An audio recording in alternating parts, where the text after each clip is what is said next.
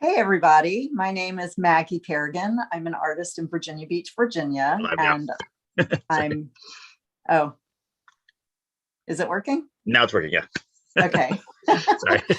Hey everybody, I'm Maggie Kerrigan. I'm an artist in Virginia Beach, Virginia, and I'm here to teach a little class on, I don't even know what to call it. It's a class where it's a process where I use doodles and turn the doodles into an artwork. And when we were planning this class, we were talking about dream interpretation and how, how you can relate art to your dreams. And I don't really know a lot about dream interpretation. So I was looking at a way to integrate the art with our intuition. And so I have an example here, this card that I've made out of a painting that I did a long time ago. But I'm going to show you some examples. What we're going to do is create a doodle, so to speak. You close your eyes, do a bunch of marks on your paper, open your eyes, then look at it and try to figure out how you can create something out of it. So I'm going to share my screen for a second, and I'm going to pull up some examples to show you of just very basic doodles that I've done with pen and ink in my daily journal. And of course, here's the one that you have that I had in the camera showing. So you can see where I have all these pencil lines in here. And then what I did was I took some specific pencil lines that I felt lent themselves to an image. And I basically just built on those and then built this complete image painting out of that. So when I show you these, you'll see some of the original pencil lines. This is a doodle that is in my daily journal. I have these little square spaces that prompt me to do some kind of drawing every now and then. So the doodle was kind of these lines here. And then I've flipped it around. That's why the word is upside down. I flipped it around a couple times until I decided, oh, you know what, this is making me think of this genie lamp. So I drew in the lamp and the smoke. And then I just, out of silliness, write myself some captions sometimes. So the genie's getting out of the lamp, make a wish. That's one of them, an example. Here's one where you can see some of these pens, you can see the original pen lines, and they just kind of brought this form about. And so I incorporated that into this overall doodle. A person, to me, it started to look like someone who was either a spaceman. And then I was like, well, no, not a spaceman, someone who's been suited up in their PPE. So I put a syringe in their hand. They're getting ready to give somebody a COVID shot. And the reason I feel like these are intuitive is that sometimes when you finish, you can look at that and think, okay, how does this relate to what's going on in my life right now? Obviously that COVID one relates. Here, this drawing, I kind of felt like it had this sense of a bucking bronco. And so I added this cowboy to it. And then, a person on a bucking bronco, maybe that's the way my life was feeling at that time. Like things were just a little crazy and out of control, and I was getting thrown all over the place, and I had to figure out how I was going to stay on for the ride. So doing this kind of thing can end up being kind of intuitive and can tell you some things about what's going on subconsciously in your life. Here's another one. This one I used color with it. And as you can see here, so this shape to me started looking like a dancing dinosaur, a dancing animal. But you can see like this leg is really large. This leg is really skinny. We're not trying to turn these into accurate works of art. We're just having some fun with it. So I hope that you're going to join me for this. This one here, and again, how it ties into the subconscious. This is when I was just starting to try to figure out, what am I going to go from just painting as a hobbyist to actually putting myself out there as a professional. It was right before I got my studio. and started teaching classes and being paid for what I'm doing now. So I was writing the thoughts that I was, thinking as I worked out this little quick doodle, and, a dancing animal, happy-go-lucky. Then I was like, it reminds me of the TV show Friends. Remember how Phoebe used to run in Friends, and she'd like have her arms going all over the place and just running. And her friend Rachel criticized her for being too weird in public. And Phoebe is like, what are you talking about? It's so free. I feel so happy when I'm running because I can just run any way I want. I can be totally myself. And then in the end, her friend Rachel is running just like she did, with her arms all over the place and loving it. So, I ended up writing runs like Phoebe, carefree. Who cares who's watching or what they think? Just dance, be yourself. So that started to be kind of my anthem about my artwork, that, don't think so much about what other people think of you. Just do your thing and enjoy it and love it, and go forward with that. So we are going to do our own doodle painting today. I'm going to demonstrate it and you can work along with me. I'm going to start with my watercolor paper. I'm using watercolors. You can use any medium that you have on hand. I would even say, in a way, that something like acrylic or oil might be easier, but you can also use colored pencil, pastels, really anything that you like. The reason I was going to say that acrylics might be easier is that usually with watercolor, if you really want it to end up looking like something very specific, then you have to do some planning in advance. You have to kind of save your white spaces, plan which colors you're going to paint when, to, create your highlights, your dark spaces, your contrasts, your colors. You have to be careful that if you don't want the watercolor paint to run, that you're not painting adjacent spaces while they're still wet. If you do want them to run, you have to make sure you're kind of timing it right. So if you have a choice, acrylic might be a better medium to use, because if you don't like something you've done, you can paint right over it and no one will ever see the difference. Okay, so how do we do this? So we start out by simply closing your eyes. Don't look, don't cheat. There's no benefit to it for the intuitive aspect of this if you look or you cheat. Close your eyes, take your pencil, and just make some marks on your paper. You can not lift your pencil, you can lift it, you can do small marks, you can do big gestures, whatever you want. Okay, so after you've done that, you take a look at what you have. Now, see, what I'm going to do now is try to see if there's something in here that is emerging as like an image or a shape that I can work with. Or you could just keep this completely abstract, such as this piece that's behind me, and, work in shapes and aspects of it with colors and be completely abstract. So don't feel like you have to turn this into a person or an animal or a landscape or a scene. You don't. You can make it totally abstract. So you start and just look at it. And are you seeing anything kind of emerging or coming out of this? So when I just on very first look, I see kind of a face here. I see an eye and a nose.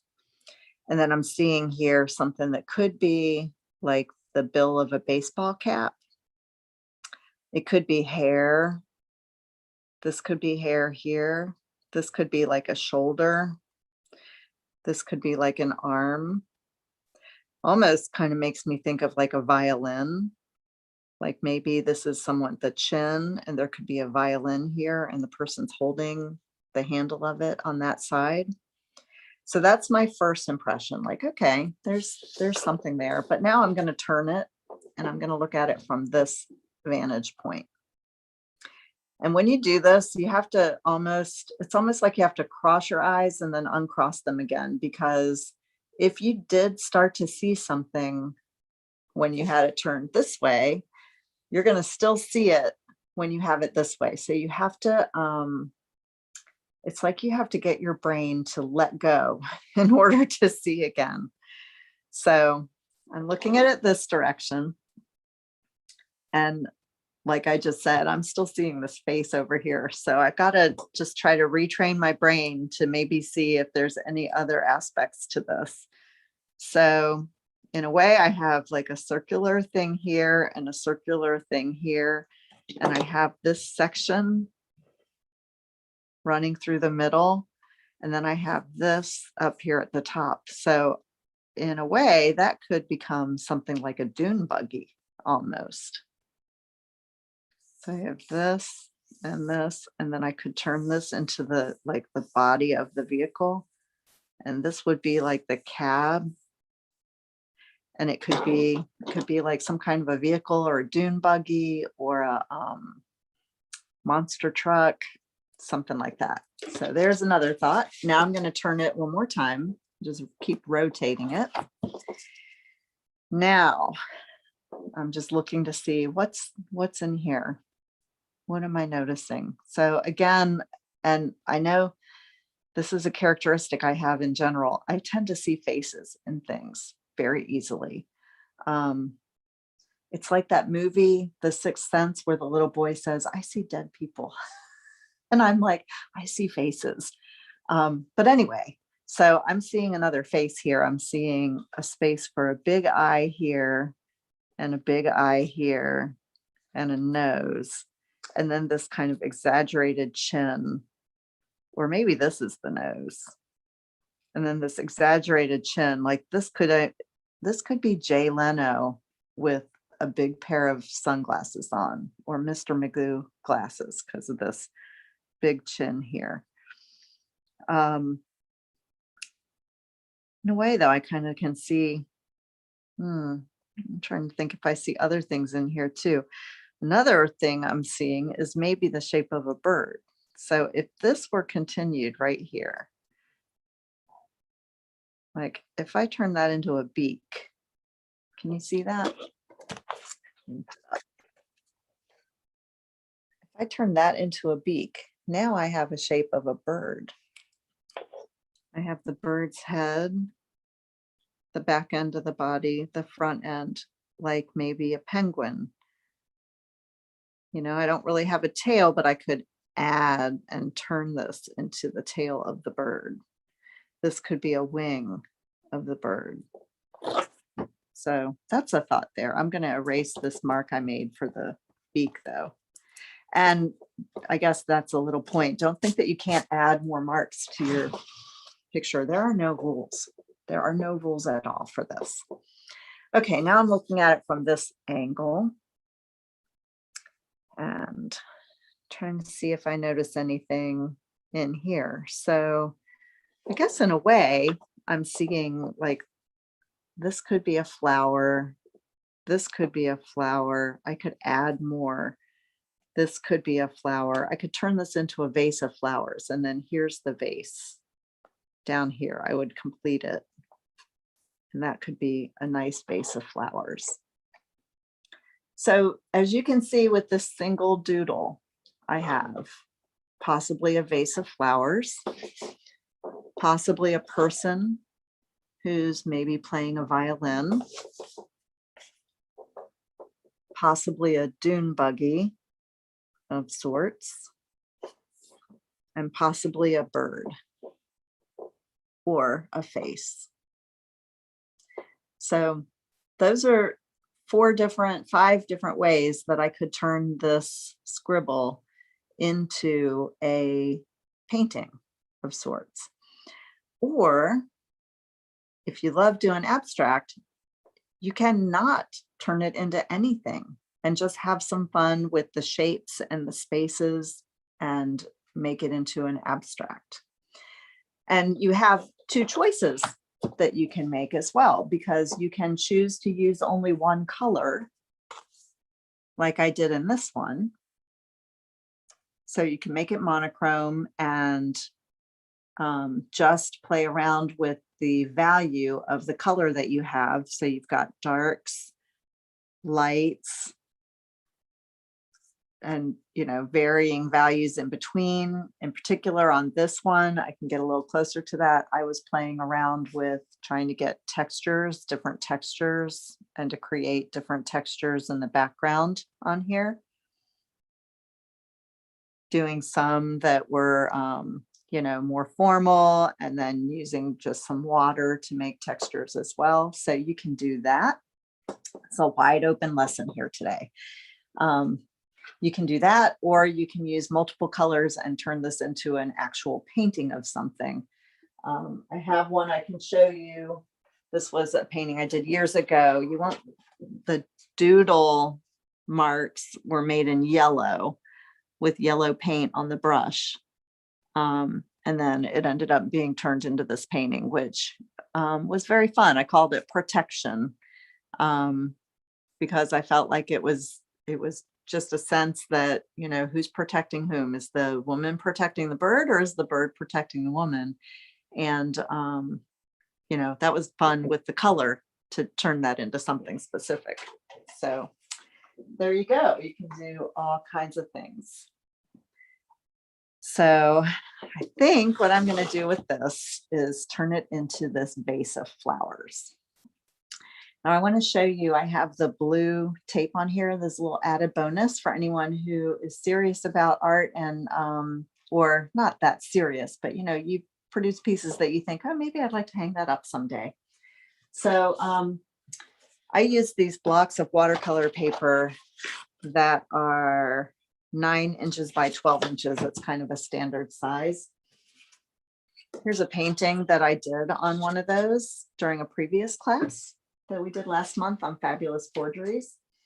However, when I take a standard mat, off the shelf mat, like an 8 by 10 mat, and I put it on there, I'm losing a large percent of my painting.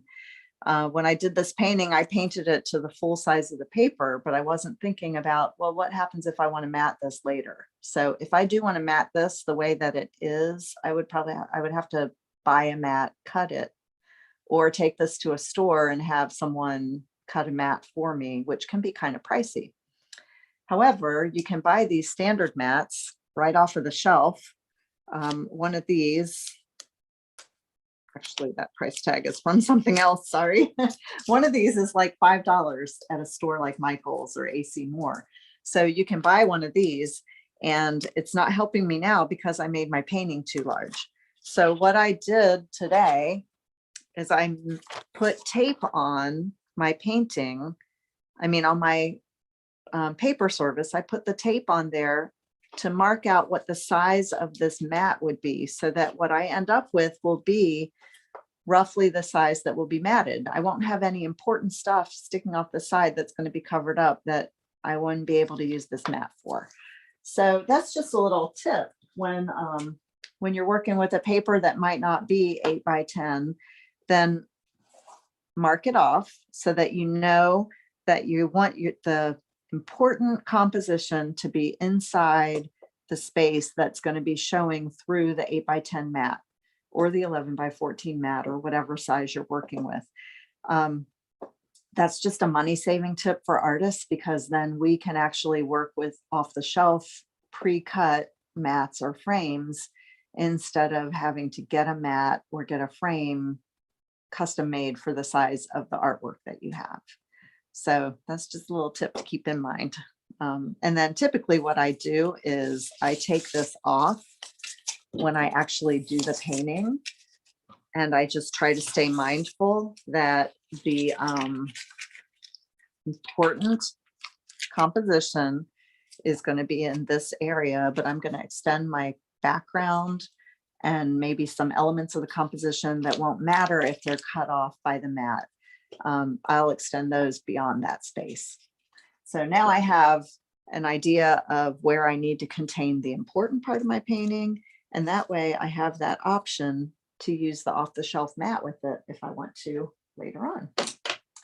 Okay, so for painting today, you've we'll need to get together whatever supplies that you have. I'm using watercolor, so I have my palette here. I use a dry palette. These are all dry. When I add the water, it will reconstitute the paint for me. This is my mixing surface, so I can mix colors as I go. I typically just have two brushes that I use, two round brushes. Both of them come to a really nice point when they're wet, so I can do fine work and broad brush work, but I have a few other brushes handy. So I have another one that I typically end up using a lot.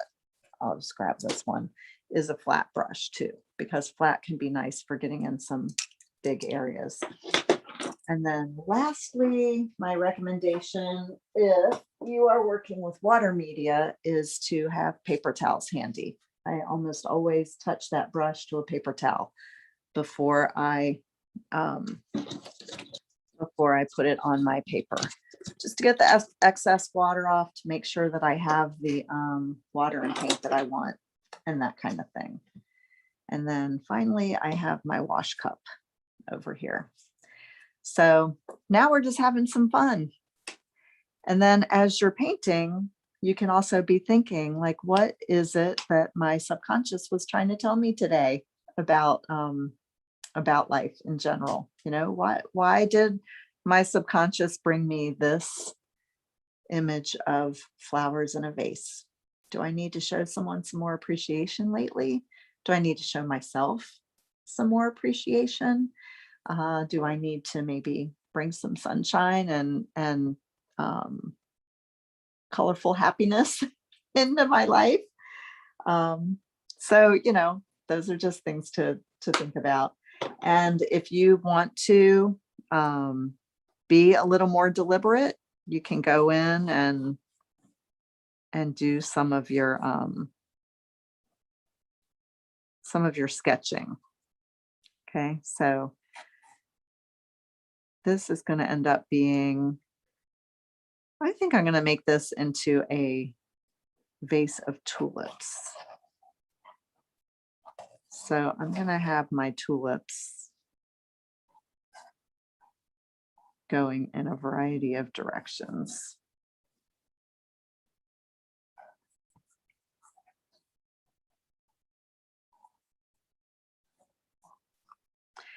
And you could erase lines or not erase lines. It's up to you. Again, there's no rules. You can do this any way you want to.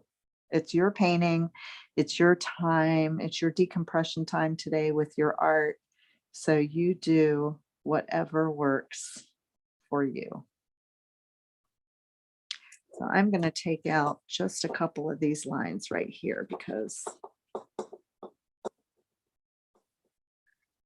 I'm going to make it hard to see that flower with how dark those lines were. All right.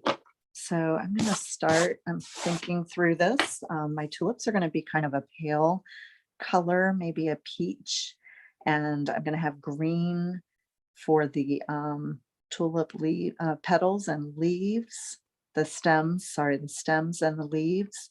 So trying to think what color I want for my vase. I'm thinking I want to have like a purplish shade, so that I have something that offsets from the green of the flowers.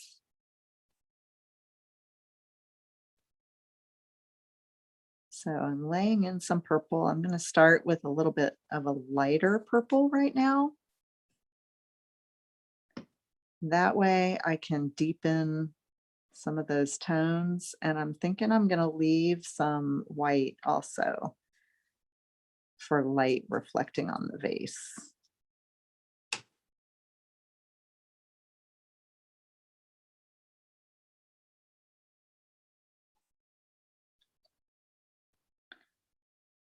So there's my start to a vase. And again, we're just having some fun. So don't stress out. Don't feel like this has to turn into a masterpiece. Just go with the flow and enjoy it. Let's see, for the tulips, I'm going to put in some very faint yellow. Yellow and purple are complementary colors. So when the two of them are together in a composition and near each other, they really help each other pop. So I'm counting on that here.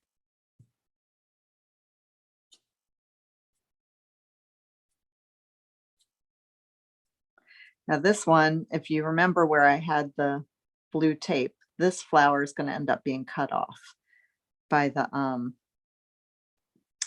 mat if I deem this worthy of being matted once we're done. And you know, I do recommend, if you're going to be doing art classes with us, I do recommend buying at least one mat off the shelf that's in the size that you typically would be the paper that you would typically be using, because when you're done and you put a mat in front of it, you'll be amazed at how that white margin around it will help change the way that image, that your artwork looks to you.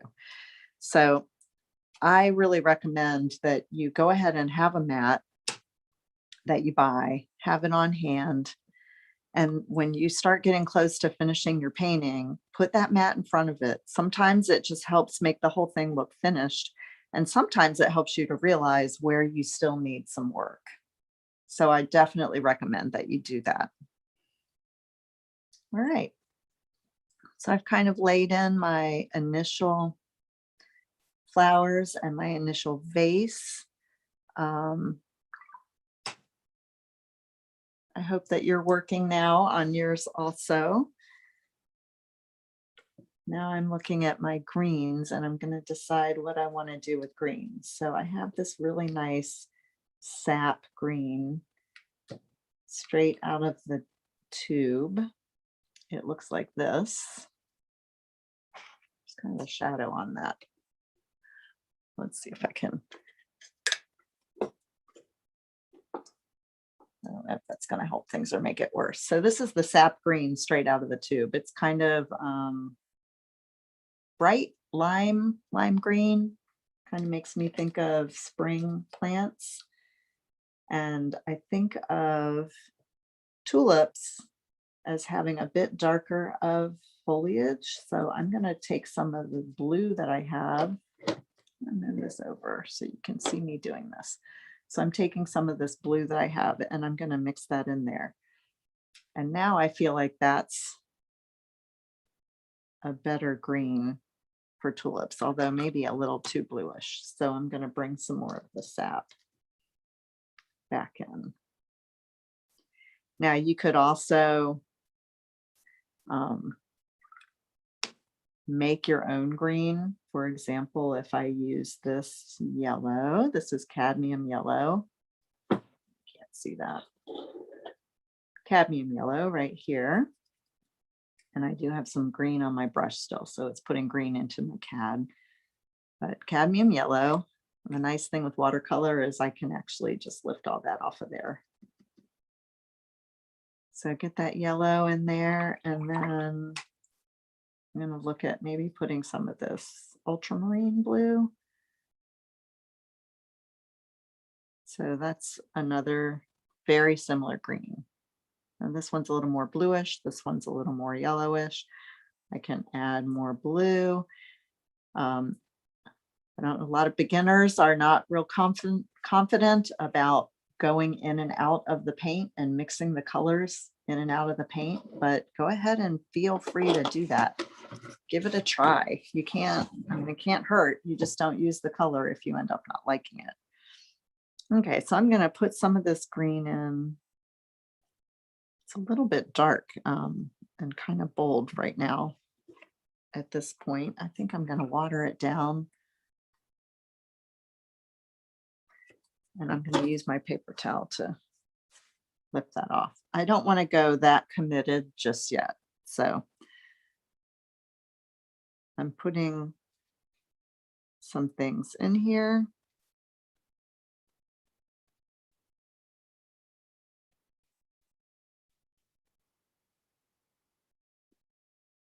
these tulips are going to have stems. Can use my paper towel to dab some of that off. And they're also going to have some leaves.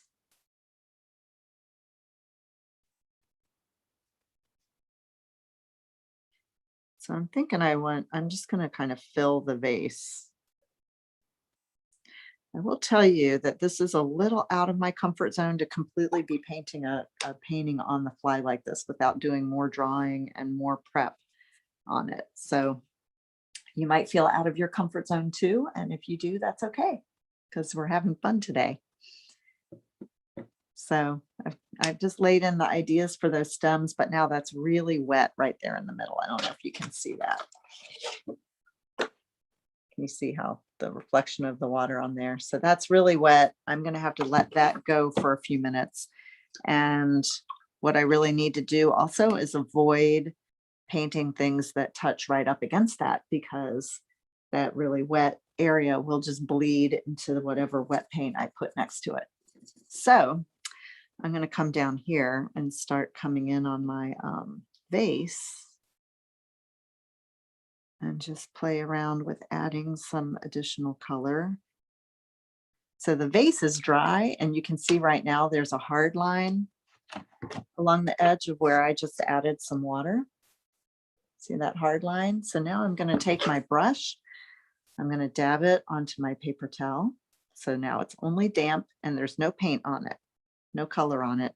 And I'm going to just scrub my brush along the edge of that and blend that so that now I have a soft edge instead of a hard edge. See the difference?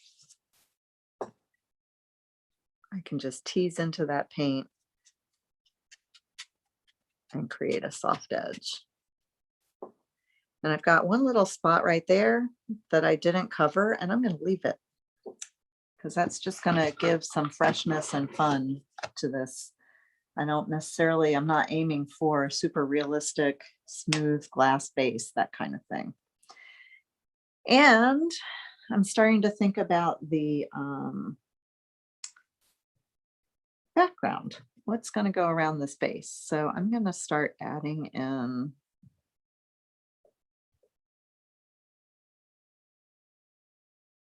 a base along here.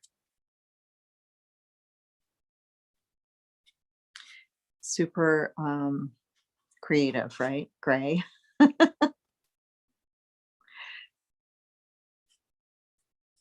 It won't be gray forever. That's just a start. That's Payne's Gray, one of my favorite. It's like my cheating color. I don't have black in my palette. I mix my own black anytime that I'm painting something that needs to be black. But I do have the Payne's Gray, which gives me a little bit of cheating opportunity. And I'm going to throw a little green into it.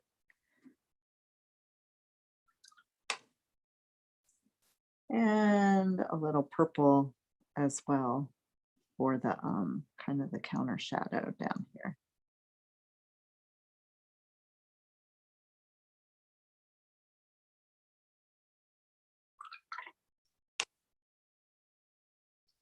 And you can see a little spot. I'm going to show you this too for anyone who's working with water media, just so you know about these things that happen. So there's a little spot right here. Do you see how this bloom has happened on the edge of my pink vase? That's because I touched this yellow paint here adjacent to the purple before the purple was completely dry. So just want you to see that's called a bloom, and that happens when the paints, two wet paints touch each other. And sometimes that's something that artists really like to have because it gives some cool, interesting texture to things. And sometimes that's what artists don't want to have. especially if you're painting something like, say, a portrait of someone, you wouldn't want to have a big bloom start coming in across their face in that portrait. So I just wanted to point that out to you so that you can, that's why once I put this green in the middle, I was like, okay, I can't do anything with that for a while because I need to let that dry. All right, I'm going to come back to my tulips. Once again, a little bit too much water, so I'm dabbing it off. I'm going to put more water on my brush, but not more paint.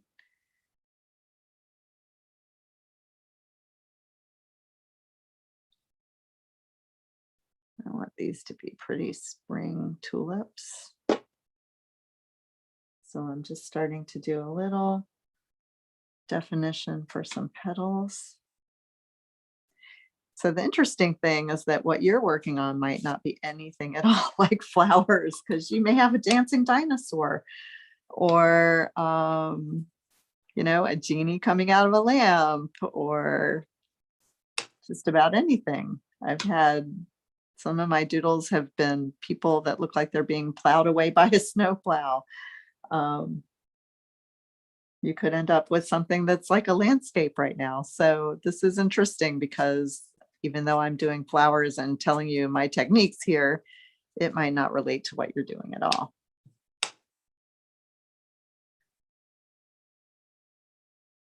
And for me, unfortunately, with doing the YouTube presentation like this, I don't get to see what y'all have done in the end. I wish I could. I wish that there were a way for you to share your paintings with me. I don't know. If you want to try, my email is maggie@thebookartist.com. So feel free to shoot me an email with a picture of what you did today, maggie@thebookartist.com. And my website is thebookartist.com. So if you want to take a look at my website, you're welcome to. When I'm not painting, I make sculptures out of books, kind of like this one behind me right here. And I'm going to be teaching that in a video class like this. Well, it won't be a video class. That one will be live. I won't be recording that one. But I will be teaching that later this month. Let me give you the date. We will be doing that next Thursday, the 18th at noon Central. So if you have a lunch break and you want to join us, I'll be showing you the technique for creating a heart sculpture out of a book. That's on the 18th of March at noon, and it's going to be presented through EvoSpark just like this. So you just need to get the link to the next Zoom session so that you'll be able to participate in that. And otherwise, I think I'm going to keep working on my painting, but I realize that everyone's doing their own thing. So I'm going to let you keep working on yours as well. Feel free to email me. Again, it's Maggie, MAGGIE, @thebookartist.com. Let me know what you ended up doing. I'd love to see your finished products. I'm very interested to know what people ended up with for their paintings. And gosh, I hope you'll join us for creating a book sculpture, making a heart out of a book next week, Thursday at 12 o'clock Central, 1 o'clock Eastern. And don't forget daylight savings time. Hopefully by Thursday next week, you'll remember that the time has changed, except for those of you in Arizona, I think. So I don't know. If you have any questions, feel free to shoot them my way as well. And I hope that we will see you at a future class. Enjoy making your art this afternoon. Have a great time. Just relax and roll with it and try to figure out what was your intuition, what was your subconscious trying to tell you today with what came out of your doodle. Well, I hope you have a great day and happy painting. Thanks, Maggie. Thanks, Chris. See you next week. See you next week.